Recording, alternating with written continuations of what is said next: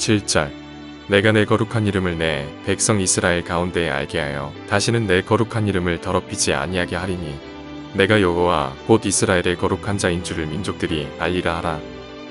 29절 내가 다시는 내 얼굴을 그들에게 가리지 아니하리니 이는 내가 내 영을 이스라엘 족속에게 쏟았음이라 주 여호와의 말씀이니라. 오늘 아침 우리가 에스겔 39장의 말씀을 한번 살핍니다.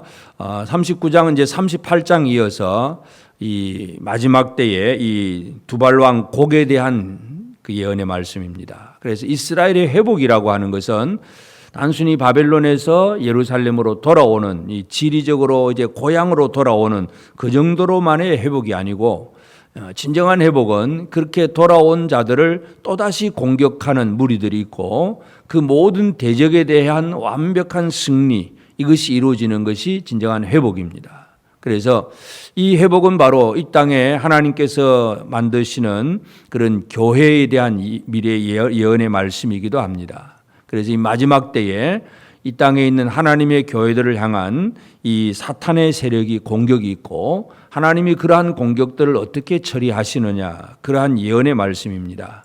그러니까 실제적으로 제일 처음으로는 바벨론 디아스포라 사람들이 그들이 바벨론에 머무르지 않고 그들이 돌아갈 것이다 하는 그 얘기만 뿐만 아니라 돌아가서도 여전히 또 많은 대적들이 생기겠지만 그러나 그 대적들을 하나님이 그렇게 처리해 주신다는 것을 믿게 하는 소망의 말씀이기도 합니다. 그래서 이 38장, 39장 로스와 메섹과 두발왕 곡, 이 곡과 마곡의 무리들, 이 곡과 마곡이 사탄이 결국은 이 곡과 마곡의 무리의 대장인데 이 사탄이 하나님의 이 그리스도의 몸된 교회를 공격하고 그래서 마지막 이렇게 이 공격을 해오지만 하나님께서 그들을 처리하시는 그런 과정들을 예언하고 있습니다. 그래서 이제 하나님이 이 곡과 마곡, 이 곡에 대한 예언의 말씀은 제일 첫 번째는 3절에 보면 내 활을 쳐서 내 왼손에서 떨어뜨리고 내 화살을 내 오른손에서 떨어뜨리니, 이 활과 화살, 이것은 무기들입니다. 그래서 이 이스라엘을, 하나님의 백성을 치러 오는 곡과 마곡에 무장하는 이 힘입니다.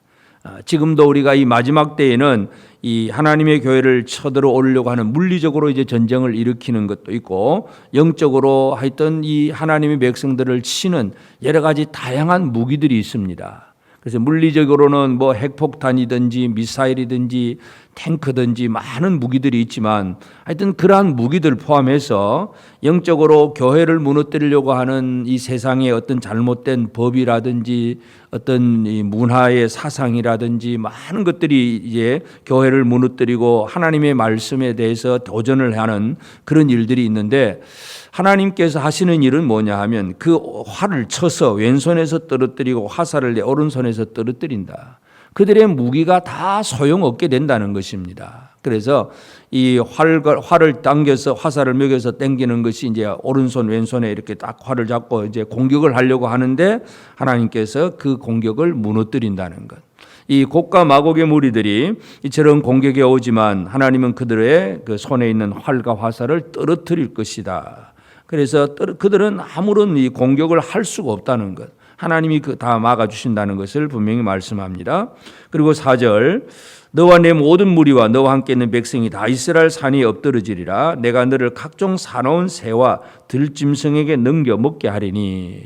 결국은 그들은 공격도 할 수 없고 하나님께서 그들을 치심으로 그들이 이스라엘 산에 다 엎드러진다. 다 시체가 된다는 것이고 그 시체는 새와 들짐승의 밥이 되어버립니다. 그래서 그 얘기는 또 뒤에 이제 17절에도 계속 나오는데 하여튼 이 곡의 무리들을 하나님이 이스라엘 산에서 다 엎드러뜨리고 그리고 또 6절에 보면 내가 또 불을 마곡과 및 섬에 평안히 거주하는 자에게 내리리니.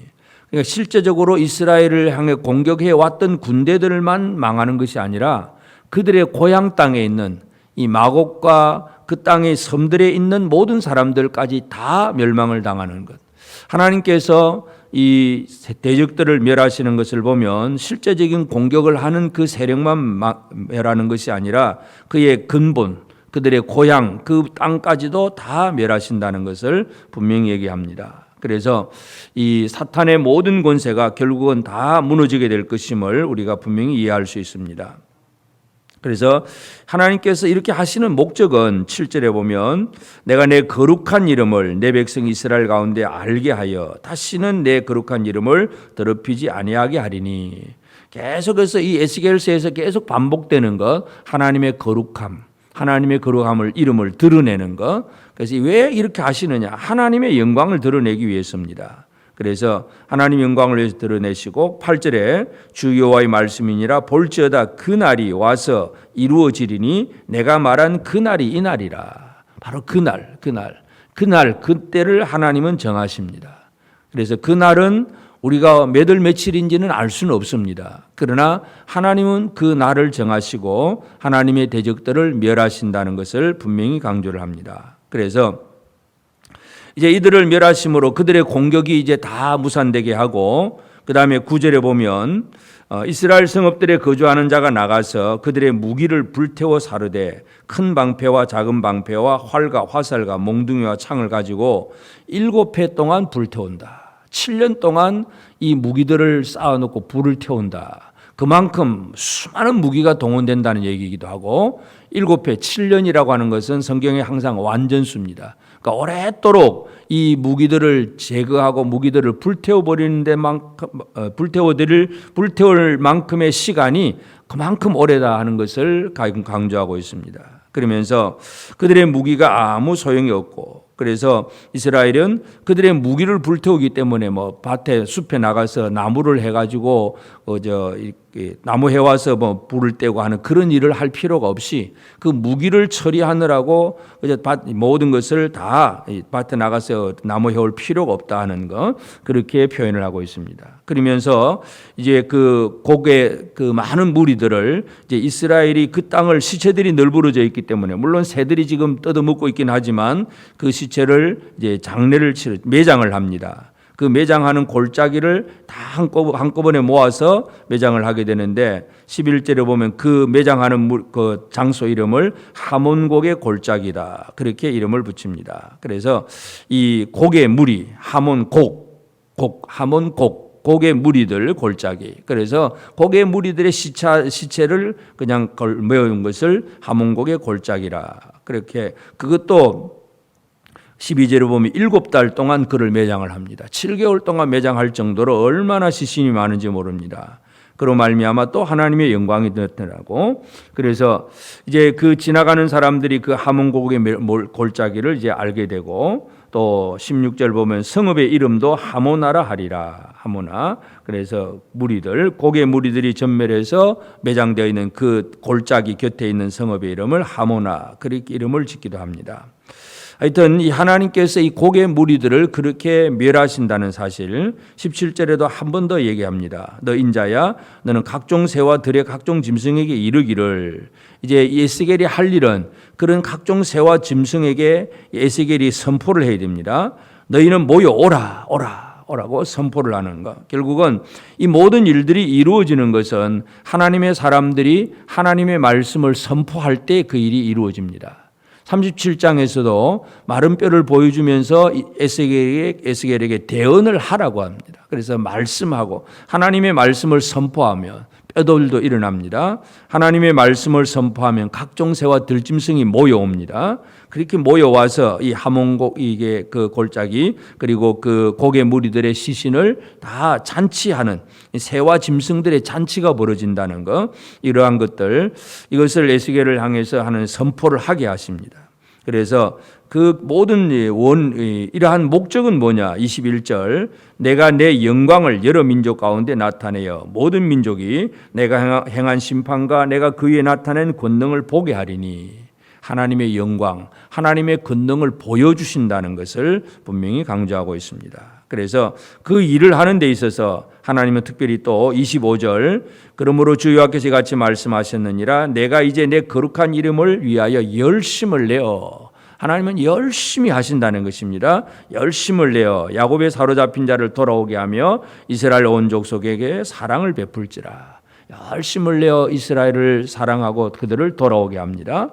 그리고 그렇게 되면 26절 이제 그 백성들이 그 때에 부끄러움을 품고 내게 범한 죄를 뉘우치리니 하나님이 원하시는 것은 바로 이것입니다. 하나님의 백성들이 자기의 죄를 뉘우치는 것. 그래서 하나님은 그 백성들을 돌아오게 하고 대적들은 다 멸하시고 마지막 절 내가 다시는 내 얼굴을 그들에게 가리지 아니하리니 얼굴을 가리지 아니하고 이는 내가 내 영을 이스라엘 족속에게 쏟았음이니라.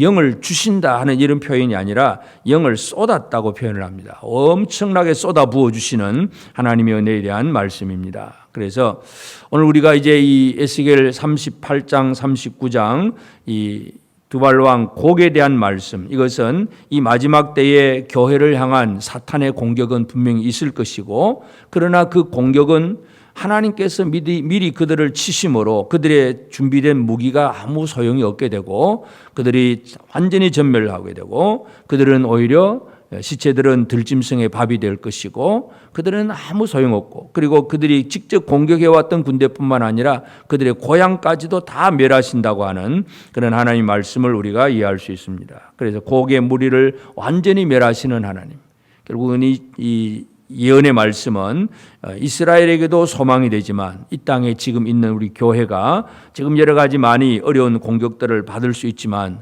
지금도 전 세계적으로 보면 이슬람 지역이나 힌두교 지역이나 공산당 지역이나 이 모든 세력 속에서 교회가 많은 어려움을 겪고 있습니다. 그러나 그 어려움 속에서도 결국은 하나님께서 정하신 그날에 고개 무리들은 다 무너지게 될 것이다 하는 분명한 소망을 우리에게 허락합니다. 그러므로 오늘 우리는 이 하나님의 예언의 말씀 속에서 우리는 첫째는 소망을 품는 것, 그 다음에는 우리는 하나님 앞에서 부끄러움을 느끼고 내 죄를 회개할 줄 아는 것, 그리고 마지막 절에 하나님의 영을 쏟아 부어 주신다고 합니다. 하나님의 성령으로 충만한 생활을 살아가는 것, 이것이 오늘 우리 성도들이 살아가야 될 삶입니다. 그래서 이 땅에 이 모든 것들을 주관하시는 하나님께서 우리의 대적은 멸하실 것이고 하나님의 백성들을 보호하시고 지켜주신다고 하는 이 사실에 대한 확신을 가지고 소망을 잃어버리지 아니하고 우리 스스로 각자가 잘못한 부분들을 깨닫게 될 때에는 뉘우치고 회개할 줄 아는 생활,